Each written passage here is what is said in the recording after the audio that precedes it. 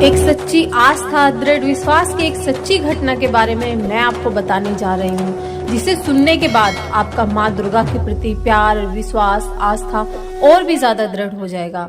भक्तों, एक गांव में एक बहुत ही गरीब परिवार रहता था। हालात और वक्त दोनों ने मिलकर उस परिवार की बहुत कठिन परीक्षा ली। परिवार में 2 बेटियां, एक भाई, पापा और उसकी दादी रहती थी। किस्मत ने बचपन में ही बच्चों की माँ को उनसे दूर कर दिया। बड़ी बेटी, जिसका नाम रामा था, जिसे माँ भवानी के प्रति बहुत ही आस्था और विश्वास था। माँ को दुनिया से चले जाने के बाद रामा को हर दिन एक नई परीक्षा से गुजरना पड़ता था। बहन, भाई और परिवार की जिम्मेदारी वक्त से पहले उठानी पड़ी। एक बार रामा के मामा जी माता वैष्णो देवी के दर्शन के लिए जा रहे थे। मन्नत मांगी थी। वो मन्नत पूरी होने की खुशी में सभी को माता के दरबार में जाने का निमंत्रण दिया। पूरा परिवार माता के दर्शन के लिए गया। सभी देवियों के दर्शन किए। माता वैष्णो देवी, नगरकोट, ज्वालाजी, चिंतपूर्णी, सभी जगह माता के दर्शन किए। रामा वहाँ जाकर बहुत खुश थी। वहाँ जाकर खूब भजन कीर्तन किया, खूब आनंद पाया। वहाँ से यात्रा पूरी करके जब वापस अपने घर आई तो माता रानी की चिंता में मगन रहने लगी। कुछ दिन बाद नवरात्रि आ गए। अब रामा ने पूरे 9 दिन व्रत रखने की ठान ली। रामा की दादी उसको व्रत नहीं रखने दे रही थी, क्योंकि रामा के घर में ना तो व्रत का सामान लाने के पैसे थे और ना ही घी की व्यवस्था थी जिससे वो दीपक जला सके।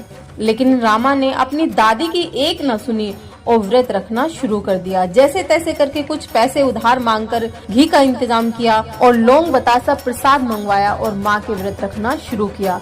पर रामा बहुत खुश थी। खुशी खुशी व्रत रखना शुरू किया। सुबह शाम पूरी श्रद्धा भाव से पूजा पाठ करती तो एक बतासा से व्रत खोलकर खेतों में मजदूरी करने जाती और आते वक्त खेतों में से आलू बीनकर लाती और शाम को उन्हें खाकर व्रत खोलती। उनके पास चाय तक बनाने के लिए पैसे नहीं होते थे। शाम को दोनों बहनें बैठकर कीर्तन करती, पूजा पाठ करती। एक एक करके 8 नवरात्रि बीत चुके थे। अब 9वां नवरात्रि में कन्या पूजन करके व्रत खोलना था। पर किस्मत ने इस परीक्षा को और भी कठिन बना दिया। जिस किसान के खेतों में रामा मजदूरी के लिए जाती थी, उसने उसे मजदूरी के पैसे नहीं दिए।